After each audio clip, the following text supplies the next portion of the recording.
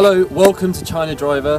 This week, again, it's something very special. This is actually my own car that I've bought with my own money that we're going to review today. So I'm going to tell you why I bought it, what it's like to drive, and why I didn't choose something else.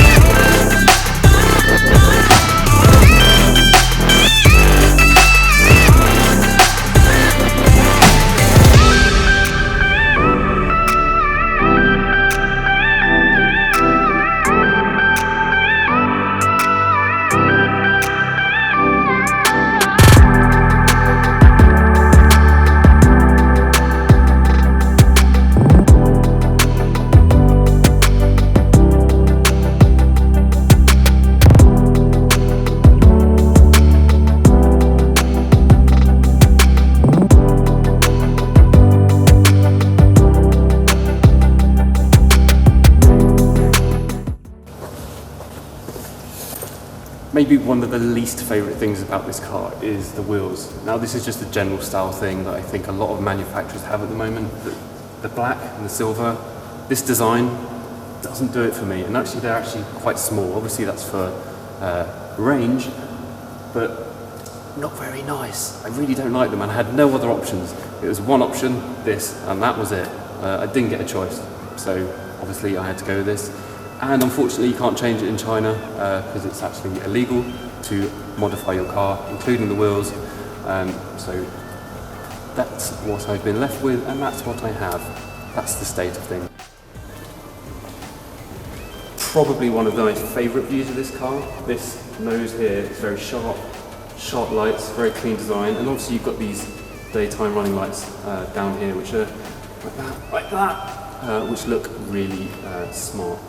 This is all grille, and obviously on the upgraded version, this is all cameras and sensors and everything like that. And obviously, Shanghai, got a green plate, it's free, saved myself $10,000, so why not? So whilst we're here, let's actually look at the boot space. Now, obviously there's a button here which I can open.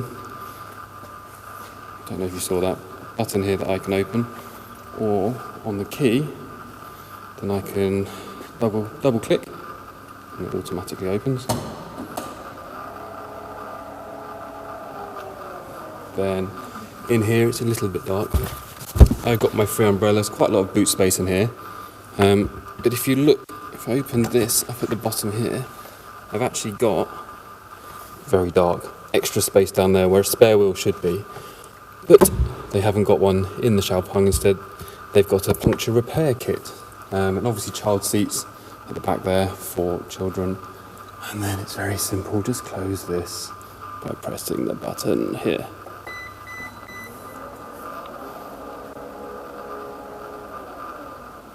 Nice.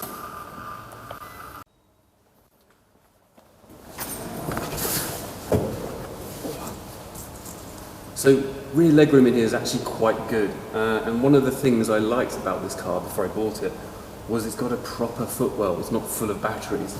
And obviously on a long journey I think I could sit in here quite comfortably. And I've got this tray here, these are all plastic backs, so I think similar to some other cars out there. All of this is leather, little speakers back here as well, window controls, and it's actually not a bad place to be. One downside though is that there's no headrest for the middle seat. Right, just turning the camera on now, see if you can hear the artificial pedestrian sound.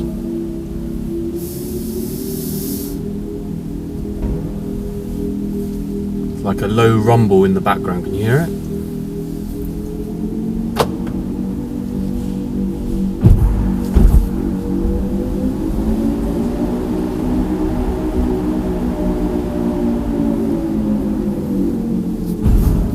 pretty good and actually pretty loud.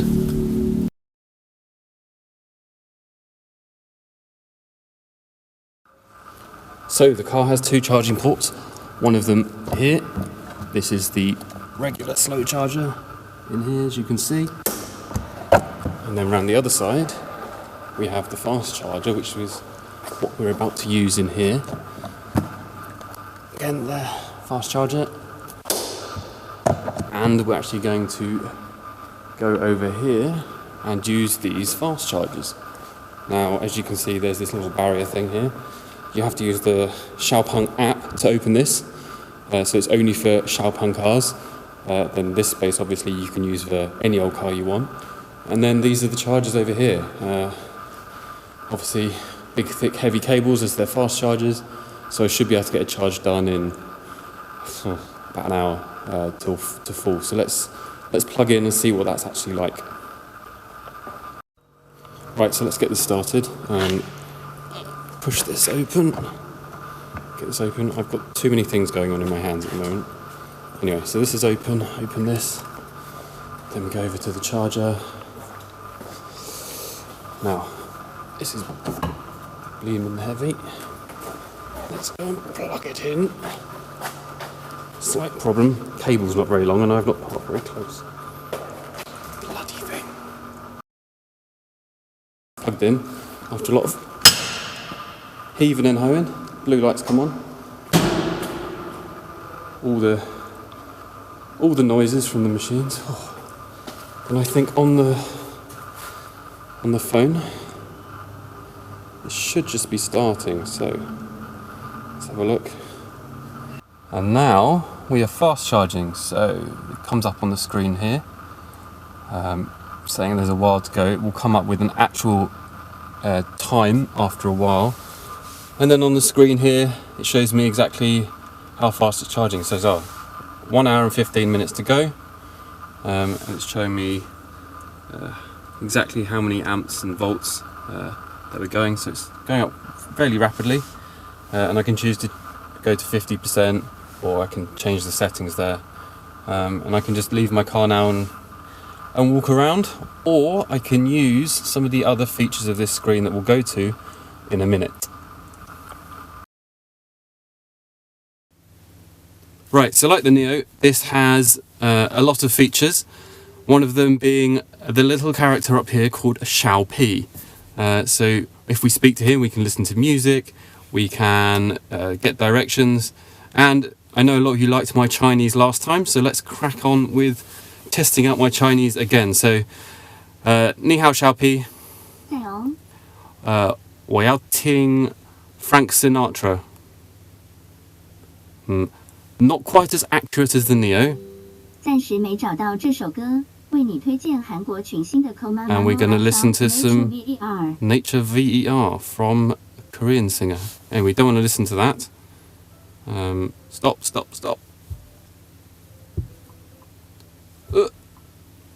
Anyway, so now we're in the music section. And there's a full selection of everything, like top 500 songs and tunes, and you can plug in your phone, radio, everything like that. And you get 5 GB of data a month. It's on 4G data, but you get a cap of 5 gigabytes of data per month, which is quite reasonable. This is probably the best feature. This is A Maps, so instead of Google Maps or whatever, China has A Maps or Gauda Maps. And I can see exactly where the traffic is. The green line means good traffic. I can see exactly where the charging points are by the X's and the lightning bolt symbols, and it will tell me exactly how many of those are free at the moment. So in this one, there's 8 fast chargers free. The opening hours are times, and then I can press and give me directions. So this is actually very useful for when I need to top up power and I don't know where to go. I don't have charging at home, so I have to use this all the time. But it's actually no problem with these fast chargers. I have an hour, I can do a conference call, and I can get charged at the same time. So this is a really nice map. I really enjoy using it, and it's super simple. Now, the next section is phone connectivity. So this connects to my phone, which I've not connected at the moment. Then at the back here, I've got my camera. So I think On the proper, more expensive Xiaopeng that I didn't get, you've actually got cameras all around, and you've got a camera on the roof which will spin round. However, I've only got one on the back, so I can see exactly out my back window what's going on out there, which is obviously useful for reversing, and that's about it. Then, in this section, we have the games and karaoke selection. Now, if you're on a ride and you're getting bored, you could actually buy a Xiaopeng microphone and sing to your heart's content using this KTV system. Obviously, I don't ever want to do that, ever. And you can also play games. It comes with a controller, so you can play things like Mario and all sorts. And you've got TikTok. It's literally a giant phone with apps on it that I have no need to ever use in the car. So a bit of a pointless feature for me, really. Then I've got all of my settings in here. So connectivity, Bluetooth, other things there. Now, if we go to the car area, obviously there's a few different modes in here that we can choose. Currently we're in sports mode. Now, often I drive in eco mode because there's no point in being sports mode. They've also got standard mode and finally sports mode. This is a bit more responsive than the other modes. Obviously uses up more power.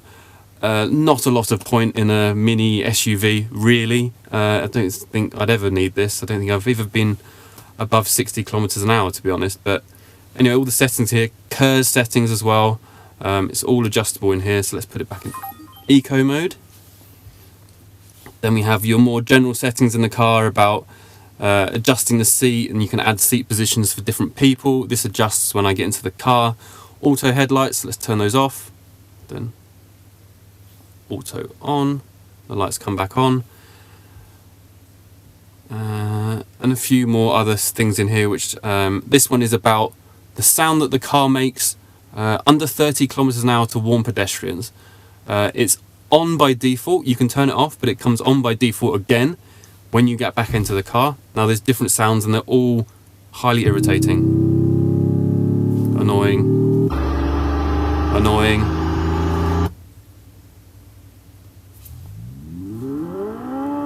That just sounds like a terrible 90s car.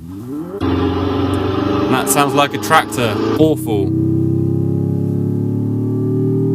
Oh, anyway, enough of that.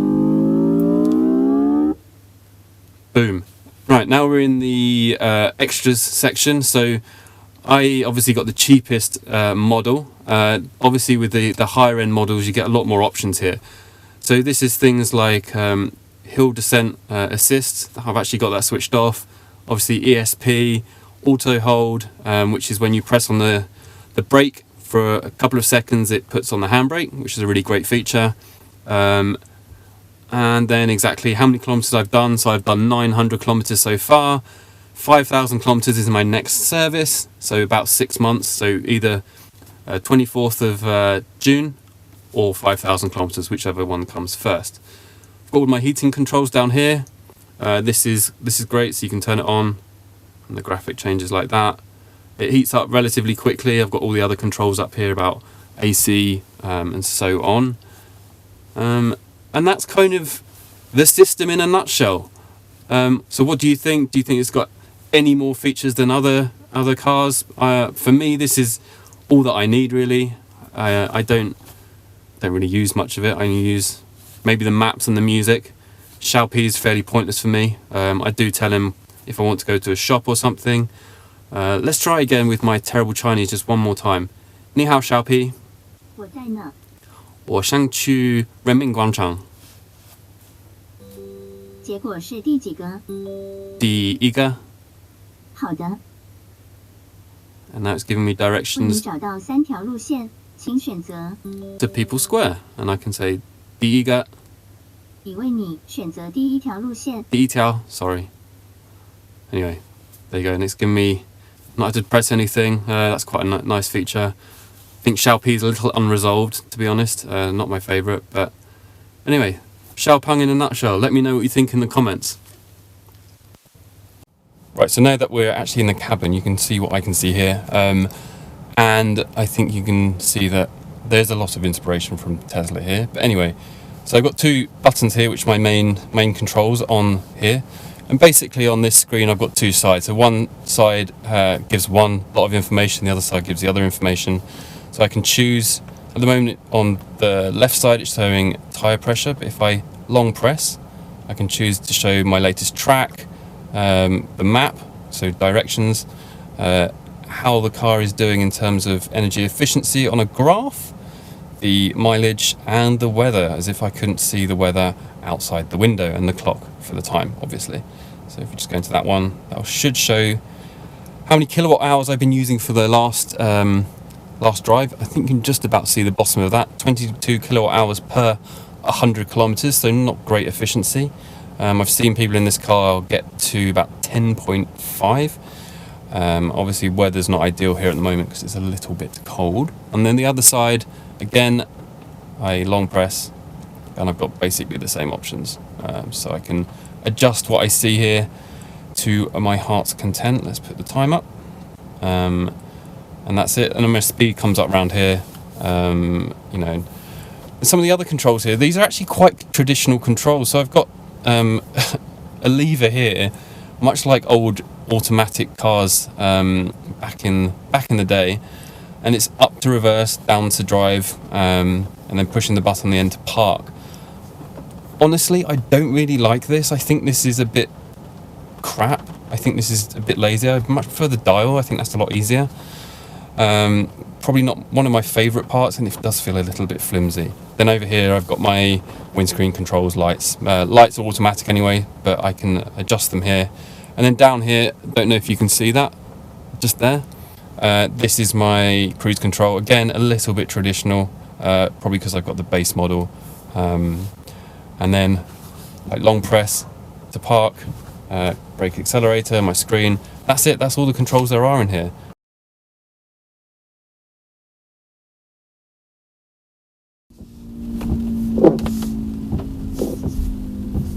So here we are. This is my own car, first car I've ever bought, in fact, ever, and my first electric car, and it's a Xiaopeng. So I'm just driving back home from having charged the car. It's now saying 520 kilometers in range, and it's a lovely rainy day here in Shanghai, so you might hear the windscreen washers. Now, why did I pick this car, not the others? Now, that simply comes down to price. I can't afford a Tesla, I can't afford a Neo, but I could afford this. It's about £16,000 after all the subsidies and everything else. So for me, that made a lot more sense, and with a decent range and with good prospects for the company in terms of the investors, so both Alibaba, Foxconn, who make the phones, and who's the other one? Xiaomi, who make the phones, have all invested in this company. And I was very impressed by the whole package for the price. You know, it says 520 kilometers range. We know that's not specifically 100% true, but you know, high range, very well packaged, very nice in here. Obviously, lots of similarities to Tesla, which you're all going to tell me about in the comments. How it's just a copying Tesla, but you know, there's actually quite a lot of differences to this car to what I've driven before and what else there is in Shanghai, and especially for the price. So let's go through what I like about this car. So the founder of Xiaopeng Cars actually hasn't been very shy about the Tesla link, which is he's borrowed a lot of the patents which were open source from Tesla. And the styling has been inspired by Tesla, and he's been very open about that. But he's obviously put his own spin on it. It's a Tesla that you can buy in China. You know, you can buy those for $30,000, and this is, you know, $20,000 or £16,000. So what he's offering here is something slightly different, but inspired by Tesla. Now, you know, I don't mind that. It's not a blatant copy. You know, they've got their own design language. You know, I don't have to justify this. This is a cheap electric car with a decent range. That's why I bought it. So the car has a 65.5 kilowatt hour battery, and it has battery cooling as well. which is something that a lot of other higher end cars have as well. And so for that, I thought for longevity of the battery, that would be quite a good thing to have. Now, the battery's actually warranted for 80 years or 100,000 kilometers, whichever one comes first. Let me just turn the aircon on because it's steaming up in here a bit. And so for that, I was confident in buying the product. You know, I wasn't too concerned. We're steaming up a lot. Hang on.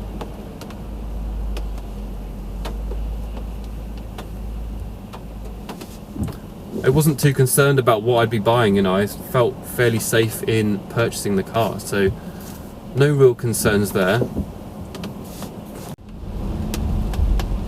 So this car actually has CATL batteries, which are used in a lot of other competitor cars in China, and I think they're the battery choice that Tesla are going to be using in the future. So obviously the technology is there, and so I have a lot of confidence in the product, which is why I decided to put my money where my mouth is and buy one. So this car is not built for speed, it's not built for smashing records, it hasn't got an insane acceleration mode. It's 0 to 60 in 8 seconds, fine, you know, that's fine for me. It's fine for driving around in Shanghai. I've got no need to blast around in 3 point whatever seconds. You know, this is a perfect city car for me. It's got enough space, decent technology, and not in the version I've got, but it's got the self-driving modes, self-parking modes, it detects when you're falling asleep, so it's very smart in that respect. Obviously I didn't need any of the self-parking or self-driving. It's, you know, you're driving so slowly in Shanghai anyway that there's not a lot of point. And this is actually one of the safest cars in China. It's got the 5-star Chinese NCAP award. It actually is probably the safest car in China based on the stars and points. It actually beats NIO, it beats Weimar or Weltmeister, and so far it's actually the safest electric car domestically produced in China. So for me, there's a lot of great reasons about buying this car. You know, it feels good inside. All of the gear in here is premium. It's not all rattly plastic like some of the other like roadway cars that I've driven before. It's actually pretty decent. So this is just a first introduction video, and I think that we're actually going to be doing a lot more videos on this in the future, you know, after 6 months, after 12 months, so on and so forth. So let's look forward to those. So thank you for watching this week. I'm obviously going to do some more reviews of this car over the coming months. Subscribe, hope you enjoyed it. Give any feedback in your comments below. I do read them all. And thank you very much. See you next time. Bye.